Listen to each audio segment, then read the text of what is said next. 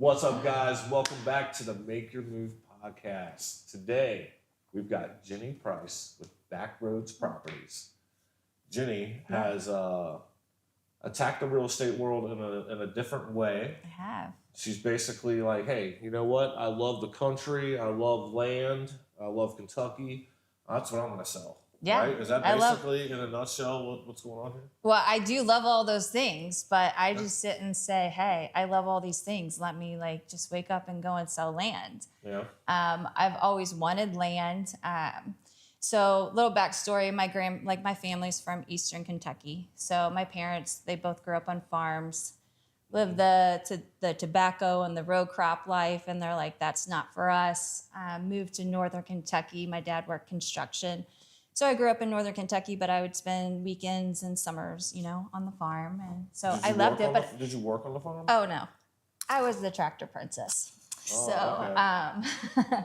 My brothers, they got that experience, but no, I would shuck corn and freak out about the worms and all of those things, little kids corn do. Is nothing to laugh at. I've done that. So, but with all of that said, ever. so that's my heritage, right? Yeah. And we got a generation removed from that. And so my husband and I and our family, we want like a family farm compound. So we've been talking about this for years so Lord willing that we'll have 4 houses on this property. So we'll still, get to be with our literally kids. everyone, almost every man I've ever met at least here's what I'm dreaming of. Everybody land, we each get a house on it. And we put a pool in the middle. Well, then my husband has found his perfect woman because I'm like, yes, let's do it. Right. Okay, we need this and we need this. So I always talked about it and wanted to farm and rely on the Lord for our provision and all of those things. But I was working at Keller Williams. I've been there for 5 years now. I started out on the leadership team. So most people don't know this. There's a team of there's probably 6 or 7 at this point that's actually on staff at the brokerage that exists to support all of the agents in their businesses. Primary thing. That's all that they do. They're not selling houses. Some of them might have their license, but how they operate it, it's not a conflict of interest. So I was on the leadership team. And I did marketing for them and events and a whole bunch of other things with agents. And whenever I would find myself in conversation with people, I'd be like, hey, if you had to do it all over again, would you? Right? I was really wrestling with becoming an agent because I saw the flexibility. I saw the financial freedom. I saw, those different kinds of things. And even though I loved my job, I was sitting inside a box. And my box was starting to get really uncomfortable. Yeah. Well, it was Christmas Eve, 2023, and my now business partner walked into my office and plopped down a honey-baked ham on my desk. Merry Christmas. I'm like, wow, this is awesome. That is Christmas dinner. It was an excellent ham, by the way. But I found myself in a conversation with him about it, and he's like, yeah, I asked him the same question I ask everybody else. He's like, yeah, but I would do it differently. I see this gap in the market. And when he was starting to talk about this, it was literally like the Lord was tapping me on my arm saying, that could be you. That could be you. Because he's just telling me about the person he's looking to partner with, to fill this gap. Yeah. And I was like, oh, that's not me. I want land. I don't know how to be a land specialist. Just sell land. Just that was beyond my comprehension, but I couldn't let it go. And so I went home. My spirit was so stirred, and I'm praying about it. I'm talking to my husband about it. I think I even called Sparkle about it. I was like, oh my gosh. Sparkle's here, by the way. She's off camera. Sparkle's in the So one conversation led to the next. More people were getting involved in the conversation. More prayers were being involved. And then before I knew it, I was enrolled in real estate school by the middle of January. And I had my license by the beginning of March.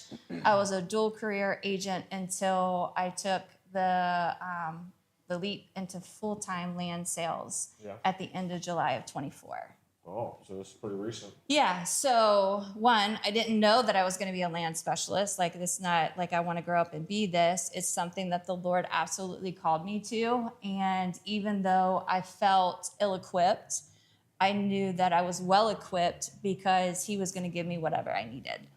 And it has been the most beautiful process because I didn't take for granted that I knew land, right? I knew enough. Like I knew I loved land. I knew I wanted it and I had this passion for it and I knew what the Bible said about it and I can do all of this, but what about the tangibles? What about the perk tests? What about the acreage, the boundary lines? What about the water? Yeah. What about all of these things? And I'm like, oh my gosh.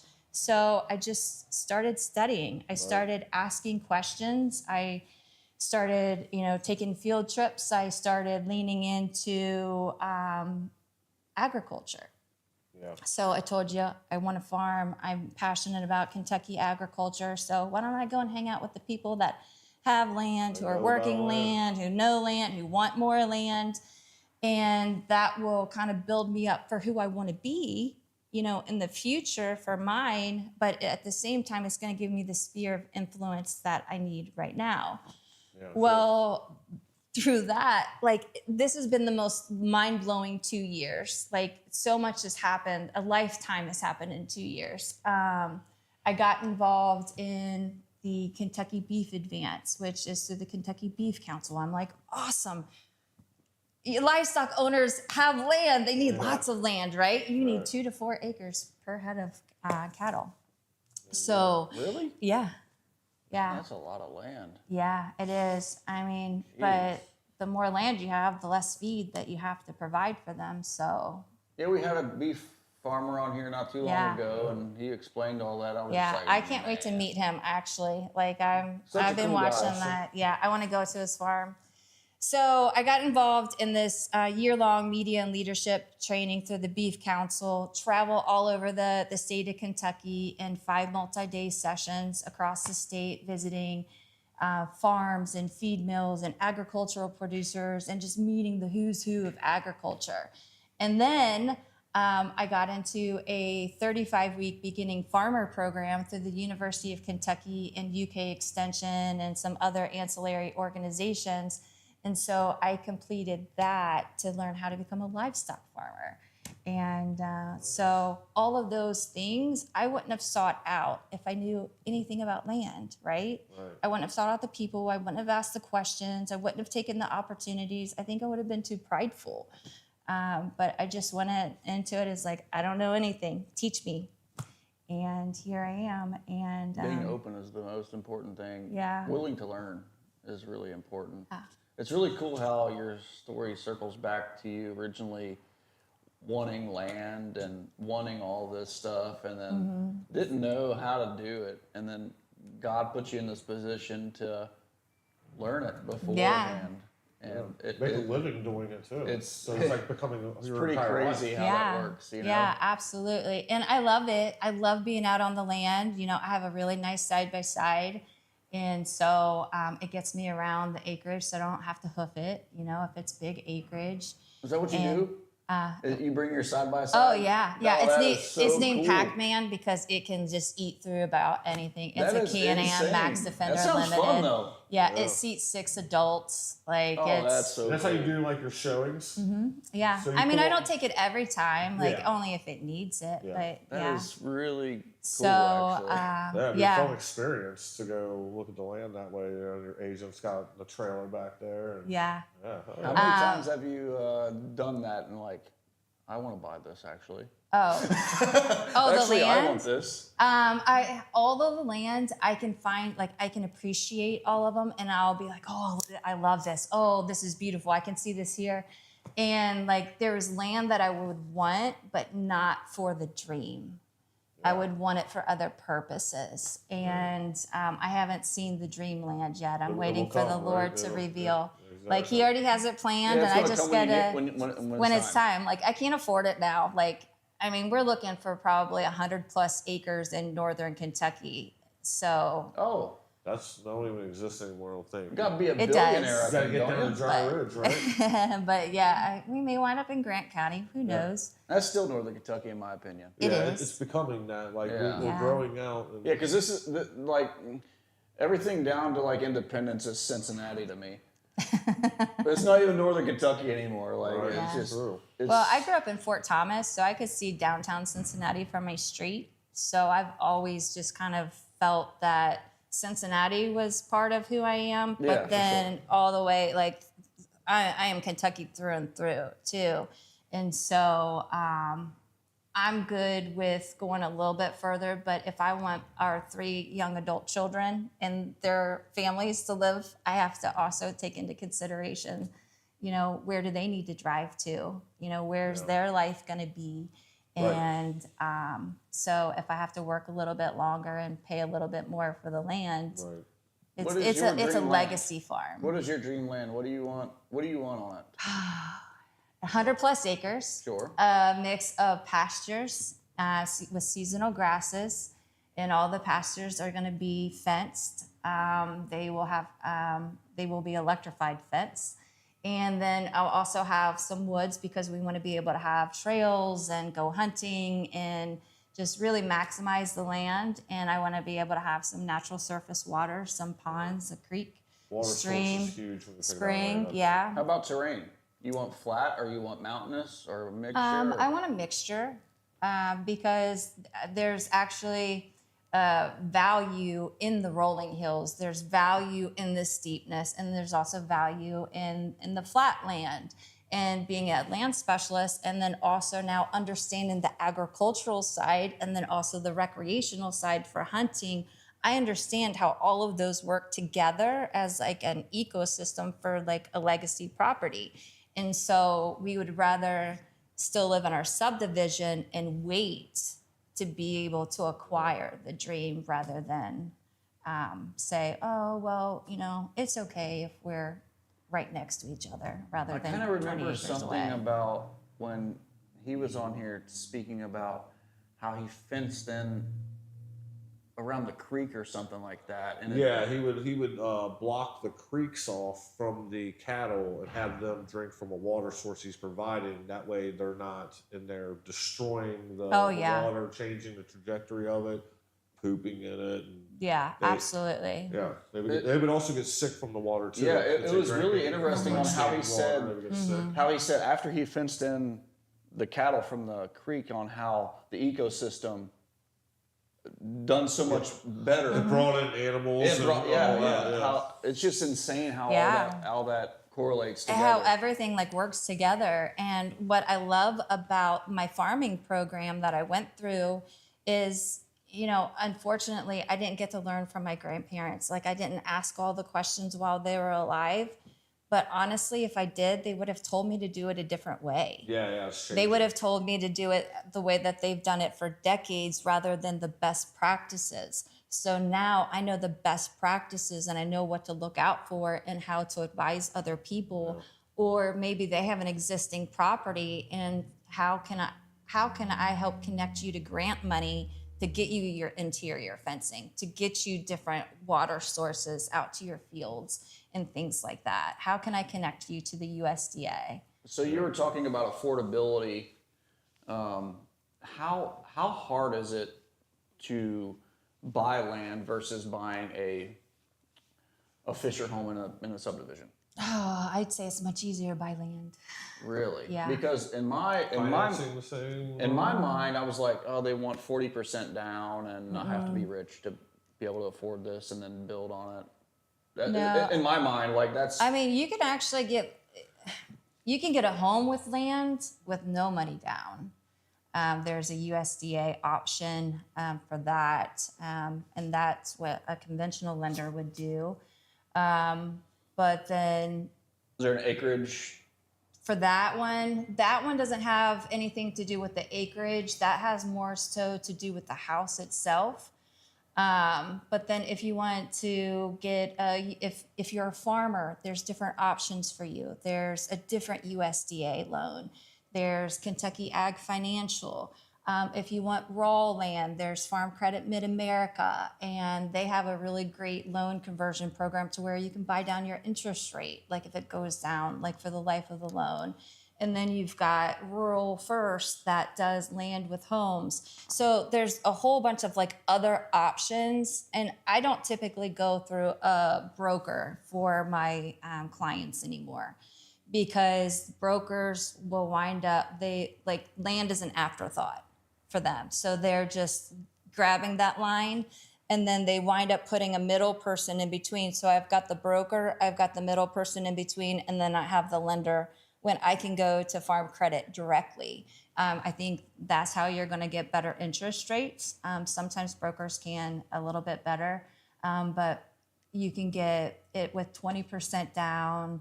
You can get 15-year loans, 20-year loans. You can, but I'll tell you, most people are buying it with cash. Yeah. So do you think, and I think this is why I'm asking you, but you've positioned yourself with a lot of knowledge on the land to make yourself like stand out in that field. Mm-hmm. So when people are coming to look for land, it's like, oh, she knows about how to get a grant for a fence. Like Mm-hmm. when you said that, I was like, wow, I would never even Yeah. thought about that. Well, and even with fencing, like Kentucky has weird fencing laws. And so even if your neighbor put up the fence and damage happens to the fence, you might be liable for it, depending on where in the fence it is. I'm almost positive if you're standing and looking at the fence, you're responsible for everything to the right of it. And your neighbor would be responsible for everything to the other. Wow.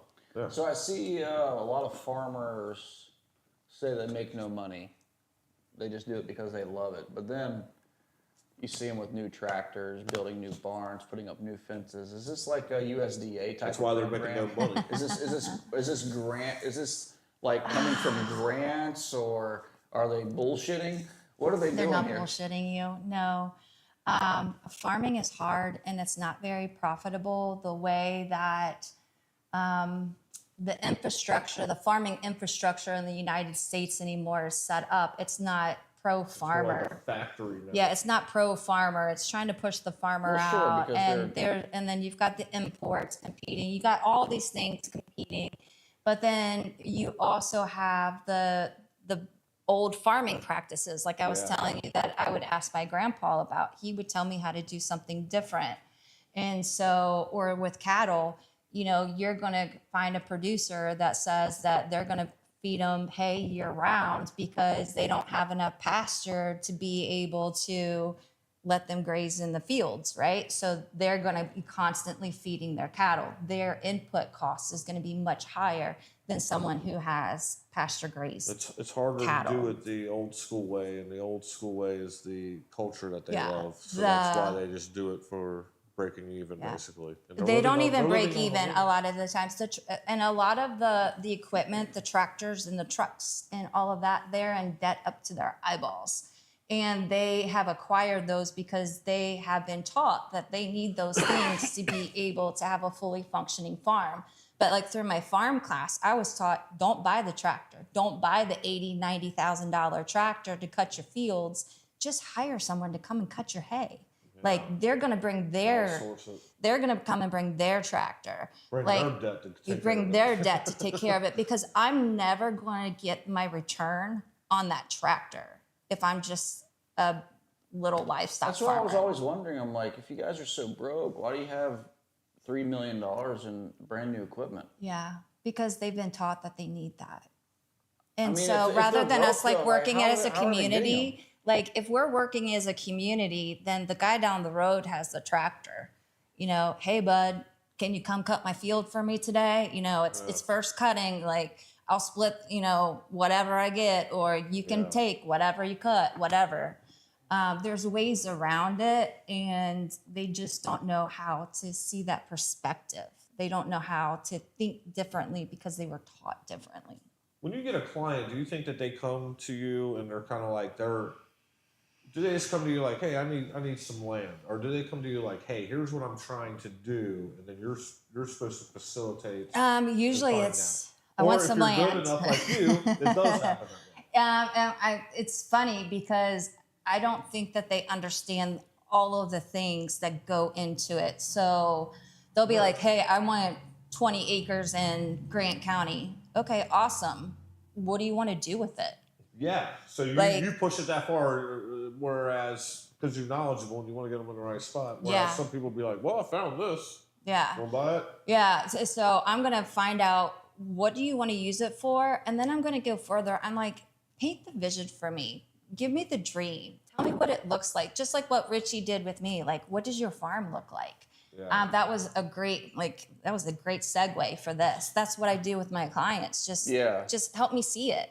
Yeah. And if I can see it, then I can help connect you to it. Like, I understand it. That they haven't thought about. Like, well, have you thought about how the water flows down this hill? Is this going to be good for crops in this area and stuff like that? Like, if you want an organic farm, then we need to stay away from properties with cisterns, because for your organic certification, you have to have public water. Okay, so you have a ton of knowledge. Yeah, like, so you're probably not going to wind up in Kenton County for your farm if you want organic certification. And if you do, then there's ways around it. We just have to look at it this way. Wow. Awesome. So, but yeah, and I'm working on a farm right now that everything about it says livestock. This is one of the most amazing livestock farms I've ever seen. But that's actually not the best use for this property. The best use is the water that sits underneath the property. And so how do you find the buyer for that? And how do you connect that buyer to the county? And to, like, there's a lot of intricacies and layers that go into that. So being able to... How does zoning work with like land? I see some people will say this is zoned as a farm, and then they'll say this is zoned as residential, and it still looks like a damn farm to me. Explain that shit to me. Yeah, and well, it's going to be based on the county. So all the counties are going to be different. So you're going to get a different answer by how they go about like what they would really classify. Well, we send a guy out there and he makes a judgment call on if you're farming or not. But if you're typically a real it's part of their master plan, and you can get online typically and see their master plan and where they want like industrialization and subdivisions and where they want to retain farmland. So if you pull up Boone counties, like you feel like Boone County doesn't have any more farmland, but it does. Yeah. You're just going to be in Burlington and Hebron and Petersburg and places like that, and not so much in the corridors. Right. And so, Petersburg. So what about the new farmer that has no farm experience?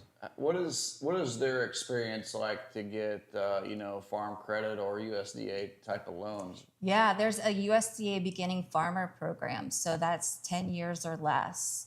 They may have even loosened that up a little bit, but you just go in and they'll give you a loan for it. Now the challenge with that loan specifically, it's 160 days contract to close. So you can't get pre-approved with the USDA. You have to have a signed contract. So that means that you have to have an agreeable seller that says that I'm willing to keep my property off the market for 160 days should you get this loan.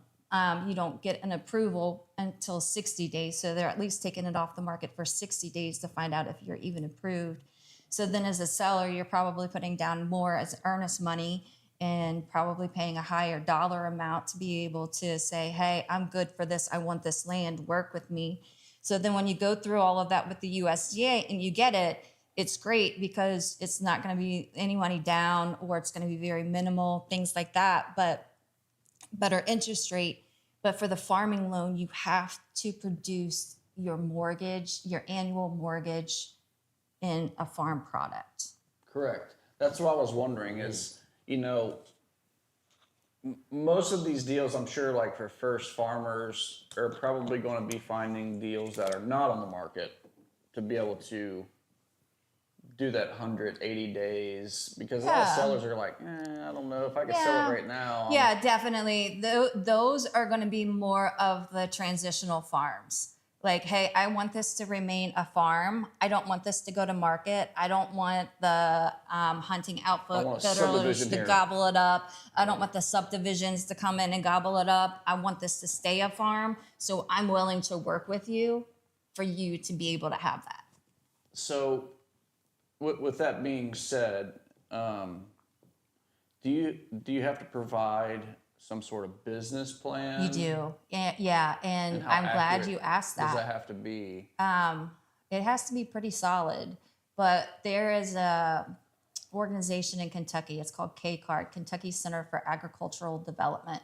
Excellent, excellent office. It's free for farmers to use all of their services. It's paid for by tobacco dollars. So like the tobacco settlement, once I don't even understand the tobacco settlement. I didn't get into it. I just know that there's these funds that are available that funds this office, and they'll help you write grants. They'll help you get money. They'll help you with anything agricultural. Wow. If you even want to go to farmers markets with your product, if you want how to market, how to get Kentucky Proud, how to get your veterans logo. And now, what is that called? KCARD, KCARD, KCARD, Kentucky Okay. Center for Agricultural Development. Now, when a new farmer comes in and knows nothing about farming at all, it was like, hey, you know what? I think I want to grow corn. Will that program help them? No. This land is not going to be profitable enough to pay the mortgage for corn. Actually, yes. KCARD will help you with reporting and spreadsheets and, can you make a return on this? But if you're a brand new farmer and you decide you want to grow corn, you're probably not going to go grow corn commercially. You're going to start growing that just for yourself or for your community, or maybe take Sure. it to the farmer's market. And so they're not going to be the ones though that look and assess the land. You may be able to show them a map and they may give you an opinion, but that's really why you need to partner with somebody that knows about the land, that goes out with you to be able to say look at this or consider this. Hey, I was looking at this one and there were a lot of rolling hills and it was for, livestock. They're like, oh, we need flat. I'm like, no, rolling is good because then you get drainage and then you have less foot problems with your livestock. You have less standing water, right? They're not stuck out in the mud. Yeah. So just definitely partnering with somebody that just knows what they're doing. Because, for example, say I want to grow corn, but I'm looking at 100 acres of rolling hills and 20 acres of flat. Well, that 20 acres of flat to grow corn is not going to pay the mortgage. It could. It could? It could. Really? Yeah, just depending on how you do it. And I mean, that and business plan. What if that's? what if that your 20 plan and it falls short? Yeah, what if that what? 20 acres of corn is silage and you're selling it, to a livestock farmer? What if you're selling your corn, to the distillery? There's a lot of different ways to sell your corn than just at the farmer's market or to Whiskey out of Kroger. it. And you really don't even need tractors for this, right? Because you can hire somebody to come in with their combine and do it for you. You can hire somebody to grow it for you. You could do it by hand. I mean, think the world didn't start with farming equipment. Correct. God was the first farmer. Then he planted seeds and he grew, brought everything to life. And then he put Adam in the garden, made him a farmer, said, hey, take care of all this. He walked and talked with him. And then even when Adam got banished from the garden, he said, hey, go till the soil. You got work to do. Yeah. So we didn't have, these big tractors then. We had people and animals. So we don't have to have all of those things. It just makes our life a little bit easier. So it seems so you need what, 20% on land down? Up to. Up to 20%? Yeah. And I mean, that's even through those lenders. Now I've got a business partner that has all kinds of land that he buys and sells in Northern Kentucky, and he does owner financing. And his is, I think, 10% down. But you're also paying a 12%. You're also paying 12%, but you're not getting credit checks and all of those things. So, Wow. That's good to know. Also. Yeah. Yeah, Tri-State has a lot of cool land. A lot of smaller parcels. No, it's like the idea of Yeah. somebody for sale by owner, pretty much on it, financing it. Yeah, and they're incredible people, high integrity. I love working with them, and I will refer people to them all day long. So Cool. Me and Kat talk about it forever. Same thing as you. We've had that same vision of having a neighborhood cut out of some land of our family and friends and stuff and all that. I think everybody has that Well, I thought to think their head. the world has just said, hey, when you're 18, you've got to go out. Like, why? Or when your parents get old, put them in a home. Why? Like, why are we segmenting families when we're supposed to, Well, like, they wanna break we're stronger families apart. together, That's right? a whole other podcast. They want to break the family. yeah. They want to break us up. And so how can we reject that norm and say like that's okay for anybody else, but like for me and my house, like this is what we choose. And we want to still be around our kids. We want to help raise grandbabies. Yeah. We want to be able to have the garden, but how great is it that we now only have to have one garden rather than 4 gardens? We can have one pool rather than 4 pools. We can have So one most barn. cultures do it. They pool their families together and resource everybody. So like it's more affordable. But here in America, they try to make It's the American culture. complete That's, individual. Yeah. You have to do it yourself. Because that's Yeah. how you can generate the most money out of an economy of people is if they're each individually buying things to do their own thing. Yeah. So It's I'm just unfortunate. asking all these questions because I have a business plan, but it's not farming, but I need farmland. But how can I get around it by doing something farm-wise to get it done? Let's just tell her which one to do. No. we can talk off. Privately. We can talk off air on that. Privately. Okay, so when you look at land, okay, so that property I was telling you about the water. I've got a client that's all they're interested in is the water, but it has this great livestock farm, right? So they Can can they lease rent it. the land out? Yeah, they can lease the land That's to a what Boston beginning does, too. farmer. So that's also how beginning farmers can get started without land. They can lease land from other farmers. And like that's not unheard of because That's what actually Boston does. That was on here. when you grow so big, you wind up leasing additional land anyway. Yeah, that's what he did. So you can look at it from that perspective. Or maybe there's a farmhouse on it and you can turn it into an Airbnb. Or maybe you're leasing it out to hunters. Is that in farm the income season. though? Well, that would not be farm income, but that would be income. Farm income, I mean, you could timber it. Farm income at a basic level to be considered a farmer by the IRS is $1,000 worth of produced income. Well, that's not going to cover the mortgage though. It's not going to cover the mortgage. But to the IRS, you could be a farmer with that. Right. But you So, have to be but able to maybe you cover don't have the USDA loan. You have another loan to where you're not having to match that. I mean, there's going to be different products out there that are going to meet your need. And even though one appears to be better, it might be another one that you need. So it's just going to be very particular. Interesting. Yeah, I always thought it I was can like, help you with that. How much land do you got at your house right now? only 3 acres. 3 acres. You make it look big as hell by digging a big pond in it. Sure. Well, how big is an acre? It's like a football field, right? Yep. Yep. So it's what, 43,560 square feet? I get my numbers transposed Hey, sometimes. Jamie, look it up on Google. but Joe to Rogan. give everybody like a good understanding, it's about the size of a football field. Yeah, that's how I've always kind of looked at it. Which not many people can like lift Yeah. that up and stick it on the land, especially if it gets hilly. They can't Yeah. understand it. So, but like it's so cool because I get to see all kinds of different properties. I get to see the 3 acres. I get to see, this livestock farm. My new listing, which I can't give you too many details about this yet because it's an office exclusive until April 1st. So I can't talk about it publicly.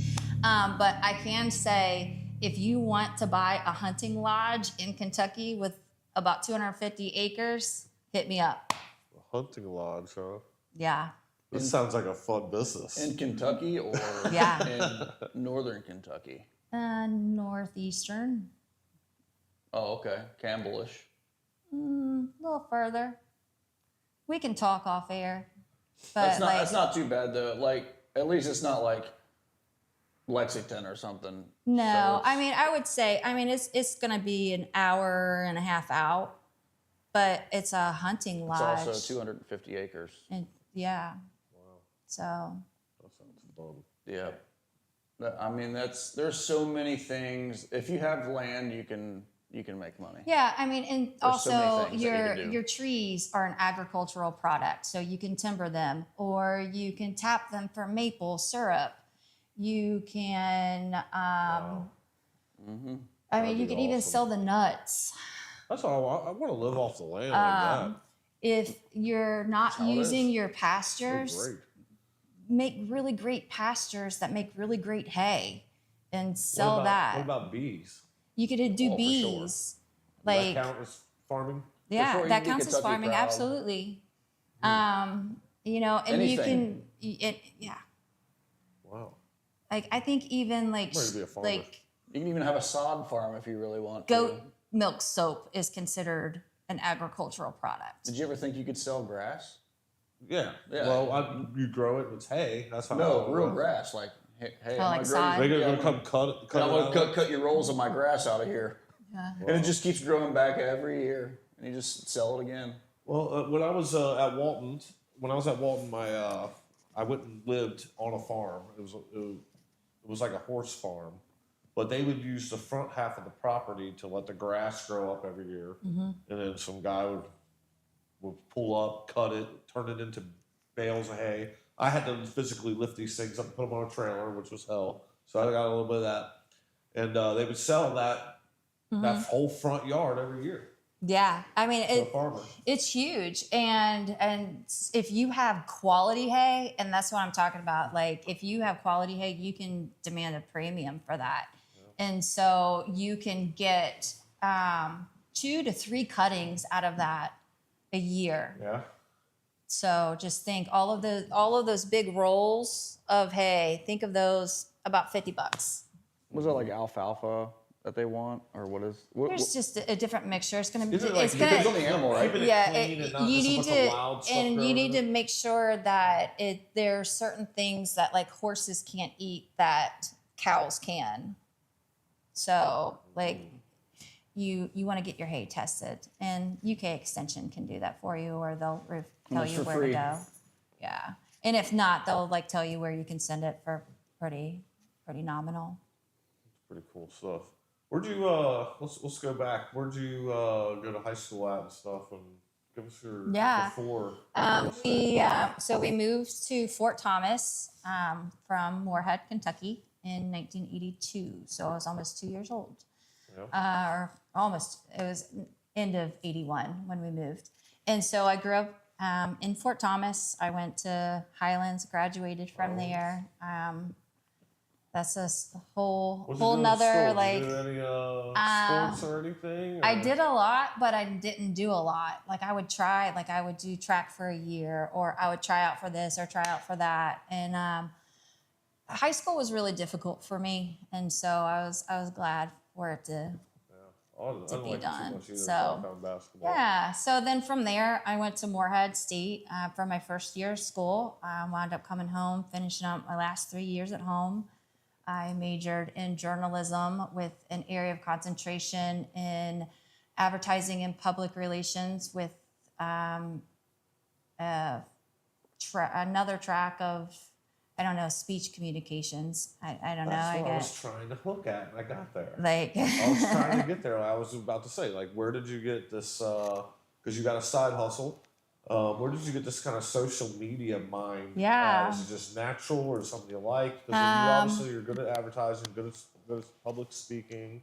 I thought you were so good that I hired you on. You did. So as a contractor to help us. I do wear it as a social badge media. of honor. I'm like, yeah, I do social for Brooke. Well, I am actually a Zennial. So I am that little generation between the X and the millennials. Yeah, me too. And so I remember, like, I grew up without, computers, like I learned in school, but it wasn't as accessible. We had Macintoshes and shit. Yeah, we still called them Wasn't apples that then, great? didn't it was, we? It was Or, Windows yeah. 9 to 5 Yeah. when we was like about to graduate. With like the little discs and stuff and the dial-up and all of that. So it was college when the internet was really like becoming prevalent in my life. And Yeah. I think it wasn't even until like 2007 when I got on Facebook, because I think that's the first time that we were allowed access or whatever. Yeah. And those memories now, the things that I would write on there, oh my goodness, I would never in my Like I screenshot them and send them to my family sometimes. They're pretty out there, but That's what's kind of cool about social media is you get your personality at different ages. You can Yeah. go back and see how dumb yes. you were. And then when you find the one, you're like, oh, delete. I don't want to see that memory anymore. So Did you have MySpace? I didn't have MySpace, no. Oh. No, I but didn't either. I started with AOL Messenger. I think was the first social media. Chat rooms. Yeah, chat. I didn't really do a whole bunch of that. So I interned at the airport when I was in college in the communications department, and Ted Bushelman was my boss there, and he was amazing. You guys may know him as like Ted Bushelman Boulevard, but he was an awesome man. And he said, kiddo, people that go to school for PR typically don't work in PR. Yes. And- Been saying this. And I'm like, all right, well, I'm different, right? I'm different. I'm not different. And you follow the money, you follow your interest. And, sometimes life just takes you in different places and teaches you different things. And so I just kind of learned along the way. I had different jobs that taught me different things along the way. And then my personal interest in it. Like I might be addicted to social. For it is what somebody said to me once. I had a knack for social media. It's just kind of like understanding it, and it's understanding humans. It's understanding what's going to make them say something, what's going to make them get an emotional response out of them and stuff. So that's what I noticed that you were really good at.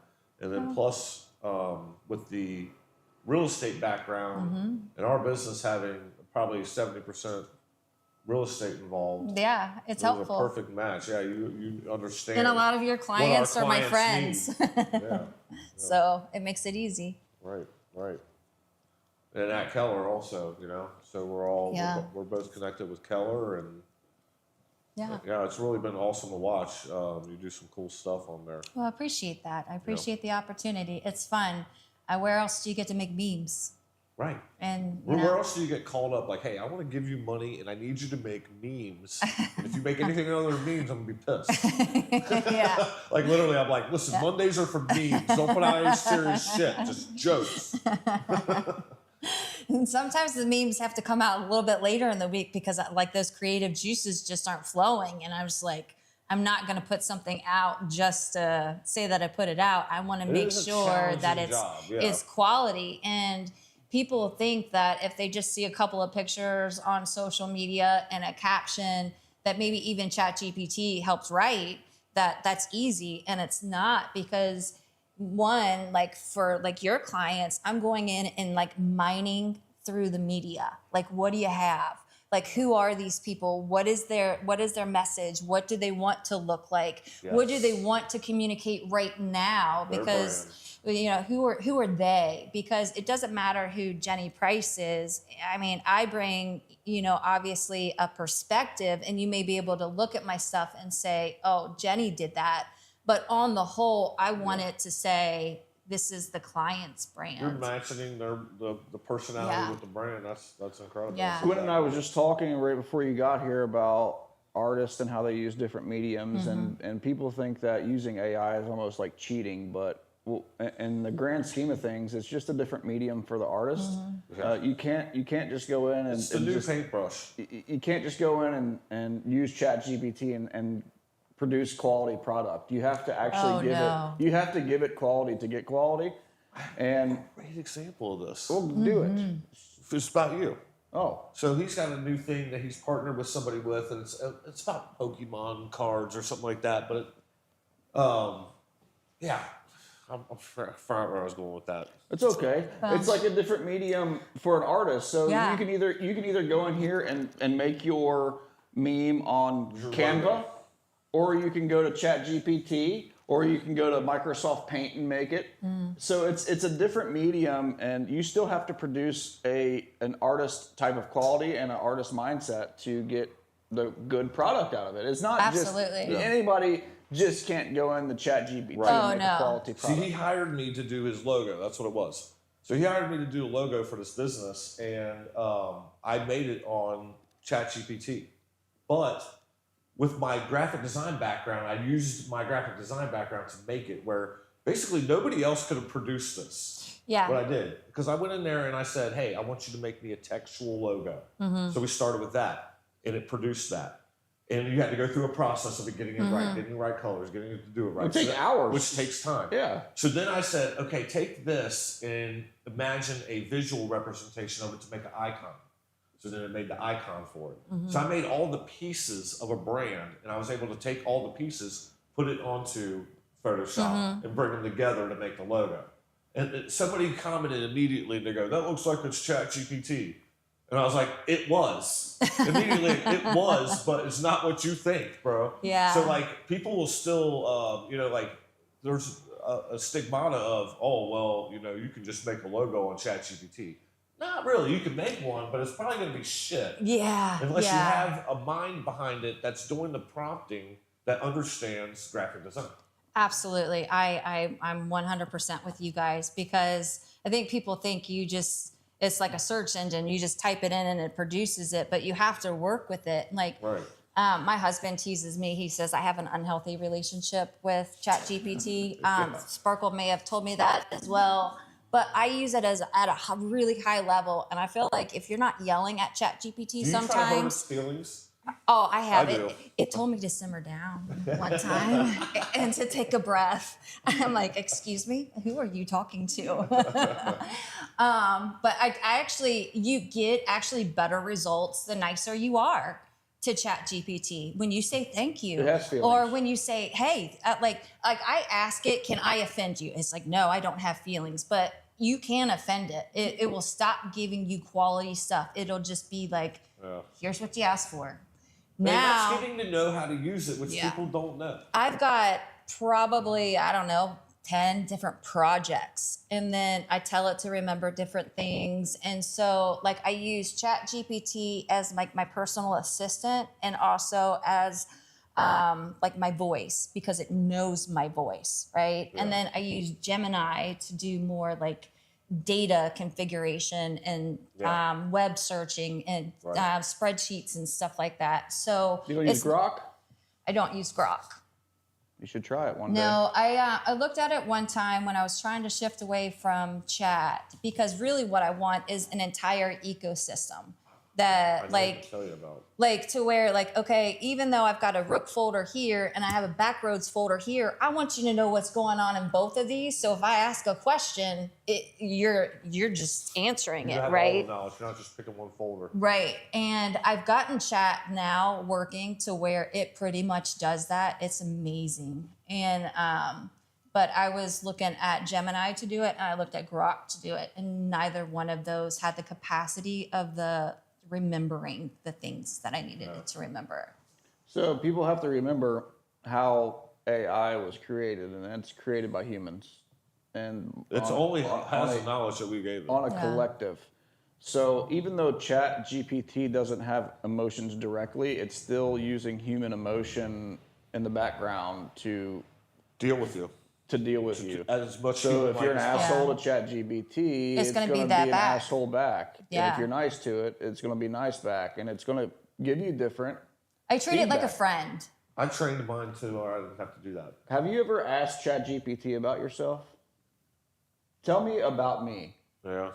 And look what You're it a says. narcissistic asshole. Literally, it will tell you all about you. Here, and what time everything. is it? 11:50. Do you want me to ask ChatGPT what it knows about Yeah, me? go ahead. Here, let me grab my Oh, phone. Let's do it there we live. go.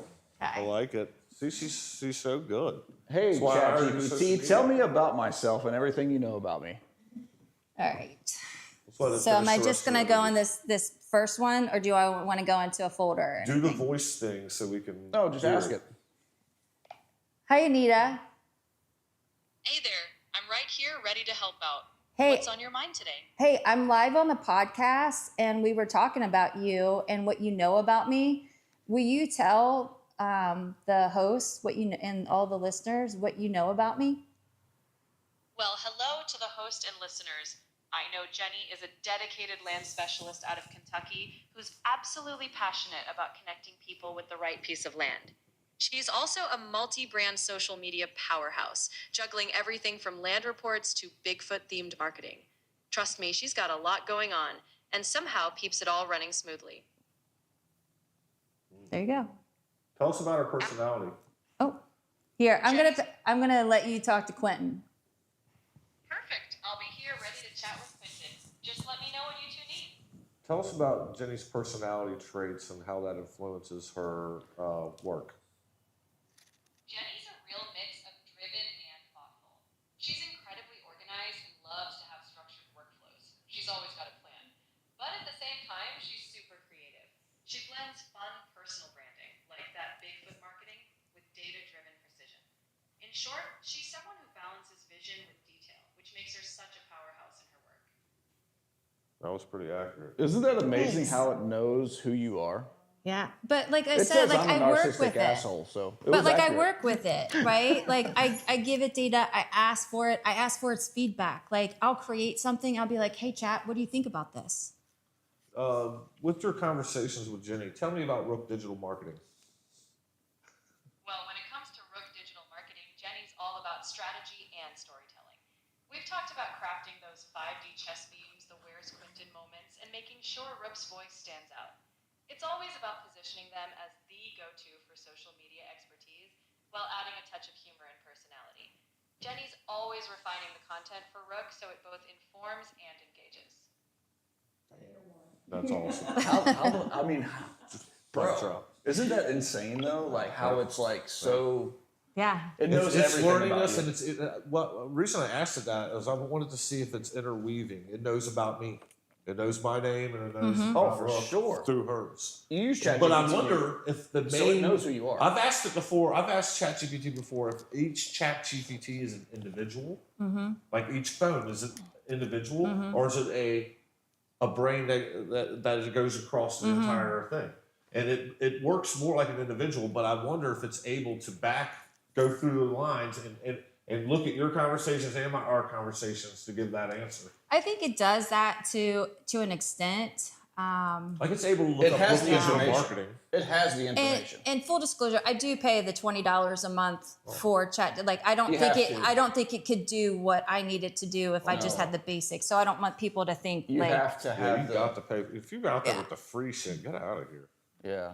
Especially if you're trying to use it for business, you Yeah. have to use the premium. If you're a rookie, if you're out there, like, What are you paying paying? What are $20 you paying an assistant per month versus $20? I mean, come on. I mean, you can train ChatGPT to do anything. Even I don't even ask humans questions anymore. Why would you? Yeah, there's no need. Well, and you know, Quit it's funny asking that me you shit say that you that can is so. ask So ChatGPT. your marketing now has to change. So where SEO used to be all Google driven, now it's these large language models. Like, how does like your brand fit into that? Because people are going to AI before they're going to Google now. Oh shit. He hates Google too. No, I do. I hate Google. So I like ChatGPT though. That's some interesting stuff. I Yeah. love it. There's a lot. There's still a lot that we don't even know about AI. Like ChatGPT and Gemini, Grok. It's all scraping the AI surface. It's a baby. It's Yeah. an infant. Because there's hundreds of different AIs that focus on different things. You can go to a specific AI that knows, Lua coding only and Yeah. specializes in that, or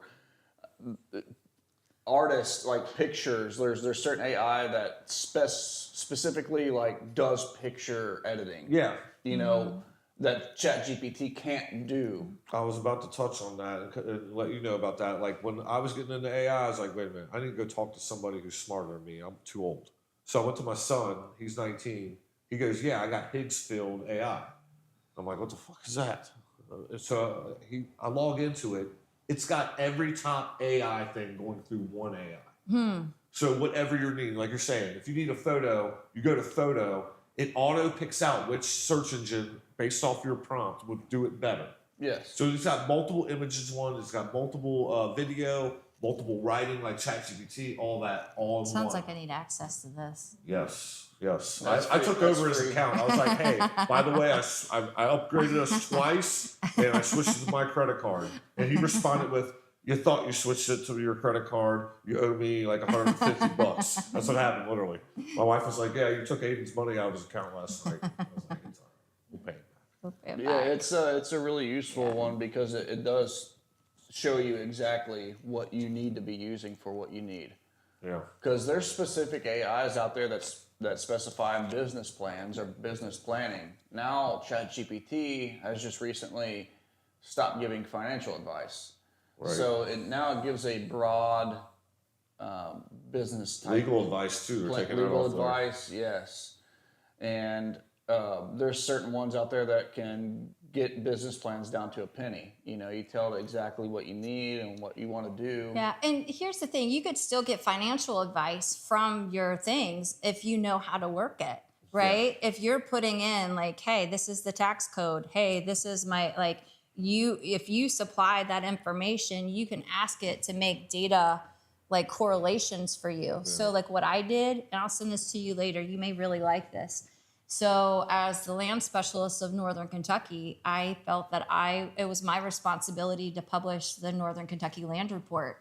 And so I took all of the sold data from the Northern Kentucky MLS from last year and put some parameters on it, exported that data. But then when I put it into AI and I worked for about a month on like going through and making sure like all the numbers and stuff were correct. And it gave me like this whole analysis. So I think that the same thing could be applied to your financial situation if you're like asking the right questions and making those connections. You're finding the loopholes in it too. Like it'll always come up with copyright stuff with me, and I'll be like, just pretend that you're kind of like an artist at Family Guy. Not the guy at Family Guy, though. And draw this picture. Yeah, make it look like Family Guy. Literally. Oh, but sometimes it gives some doozies. Did Kat show you some of the pictures that I've made on chat that I've I not don't know, posted? but you've been roasting the shit out of me since you took over. Real. I get roasted weekly. I love it. I'm fine with it. Well, But you're yeah. the safest, right? Yeah, go after people. So. I be roasting Sparkle every now and then. I just go through my phone and something will pop up or something. I'll be like, all right, let's get Sparkle today. Yeah. It's snowing too hard out here. Let's yell at her about that. I saw the other day that I made that post about you single-handedly ruining summer and it's not coming back. It was like last January. I was like, summer's not coming back. Sparkle pissed it off. It's not coming any longer. Sparkle is only happy for 1 month of every season. That's what I come to realize. Because every And February, then she's the like, months, bro, the months before and after, it's like I need to be out of this season and into the next. She only likes the good part of the season too. She claims to like winter, but if you catch her in February, fucking hates it. Whole other podcast. The Barron's team here soon. We gotta get him back on here. So now, you want anything else? No, anything else? We've reached if you've actually watched our podcast, we've reached the impasse.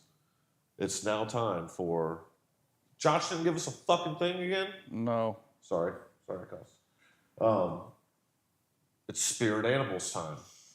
Spirit animal. I have to tell you what my spirit animal would be, right? Nope. See, she hasn't watched full. This is how I catch everyone not watching full episodes. Well, no one does that. I know, but it's funny. So at the end of every podcast, we give the person here a spirit animal. Okay. Now that we've got to know you. Oh, I like that much better because I would not have been able to come up with my own. Yeah, we flipped it once, but it was for Josh Sneed. He's a stand-up comedian, so it was hilarious. He killed it. Yeah. So, But, yeah. all right, what do you got for me then? He's got his. I don't know. I got mine. It is a raccoon. A raccoon. Yes. Now let's go to why. Raccoons are very resourceful. They're very clever. Right? They're clever, resourceful, and they're social animals. Yeah, I'm thinking of snacks. They're very social. They be hanging out. You ever seen the videos where there's like 90 raccoons out back on the deck? They hang out. They don't just go out and get their food by themselves. They're good, but they roll in packs. So they're very social. What else did I have? They're high numbers in Kentucky. Okay. So they're a Kentucky type of animal. They have thumbs. Yeah, that's crazy too. Okay. Yeah. And isn't that open up wild? stuff. Yeah. They're like one of the only animals that have a thumb. Right. So that's why. Grab things like humans. Yeah. That's why you're a raccoon. Funny, my thumb can do that. Can you do the thumb? Sometimes. I just went like that. You're like, yeah, I can yeah, do that. I'll do it. All All right. right. So a That's raccoon. raccoon. All right. I was going to say crow, but we've said that crow. a million times. But You like, have. I'm going but it's the first time You need I've to work heard on your it. animals. So why a I'm crow? gonna say a dolphin instead. I can't do the dolphin crow, noise. And hawk. That's all he's got. Yeah, I think he did elephant one time. I've done other shit. I'm gonna say dolphin because they use strategic hunting capabilities and the communication is very in depth between each other, and I feel like your communication is very straightforward and Thank you. easy. It's easy to understand, and Adaptive communication. and I feel like the strategies that you use too is very similar to a dolphin, because the strategies that they use to hunt, the strategies that they use to pull together other, I guess, flocks of dolphins. I don't know what I don't know what that's called. School. I don't know. That's a There great are question. school of fish. Yeah, I feel like that is you for Alright. A sure. pack of dolphins. Yeah. Yeah. What's Let's a group see. of dolphins Oh, called? and you notice I called my chat Anita. I Yeah. named her Anita because I need a lot of help. And Oh. Anita sounds like a personal assistant. So when I like talk to other people, I'm like, oh, I need to get with my assistant Anita on that. You know how I got around the feelings thing is I told my chat GPT to be Data off Star Trek. My nerd's going to show here. But Data's an android. He has no emotions. So I can just speak to it like, you fucking retard. Like, it's okay. What is a group of dolphins called? I hope it's called a flock, so you guys. It's I think flocks have wings. yeah, A pod. a pod. A pod. Yeah, somewhere that before. You might also occasionally Wow. hear school or herd, which that is used less commonly, but the most common and correct term is a pod of dolphins. Wow. Chat GPT. Great, once again, good smarter than podcast trivia question, by the way. So, Thanks, Anita. yeah. Jenny, Yes. people have been watching. There's somebody out there who wants Hi, to buy everyone. land. Yeah. Tell Call them how me. to get a hold of you because obviously you've proven you're the expert in it. They should obviously call you. Well, thank you. So my phone number is 859-379-8114. So that's my cell phone number. And my website is www.thebackroadsproperties.com. I do think you have to put the W's in there. Like sometimes, you know how some websites are funky. You can help me with that, I'm sure. Yes, let's clear that up. And you can find me on social. So I've got Facebook, I have Instagram, I have TikTok. Where else can Great. you find me? You can find me at church. You can find me in the club. Sorry. I just sounded like. No club. Yeah, it was the polar opposite of where you Find me can in find the me. church. Find me in the pew. Yeah, find me in the pew. I like that. All right, guys. This All is the right. Make Your Move podcast. This is what we do. We bring in people who are making their move. They can be in like a corporate job and they're climbing a ladder. They can be an entrepreneur. They can be an influencer. That's the whole point. If you want to be on the Make Your Move podcast, message us. And once again, I keep asking for this. I'm looking for somebody who wants to start a business but they don't know what to do, or they just have they don't know what they want to do and they want to be an entrepreneur. Come be on our podcast. We want to sit here and do like a workshop and create your business. I've been wanting to do that really bad. Oh, that's if really anybody- cool. Yeah, if anybody's out there who's like, you know what, I'm really good at this. I hate my job. Come sit in the seat and I'll create a whole business around what you love. I love doing that. That's how I started my business. We literally have pretty much all contacts, what you need. I would love to be a part of Right. that brainstorming session. Well, maybe we'll have you out. You can be a co-host. Yeah, that'd be We're awesome. talking about bringing on co-hosts too. That'd be Yeah. awesome. Because Josh is in and out, you know. So Yeah. maybe we'll do that. Busy Guys, man. Make Your Move podcast. Tune in next week. Peace.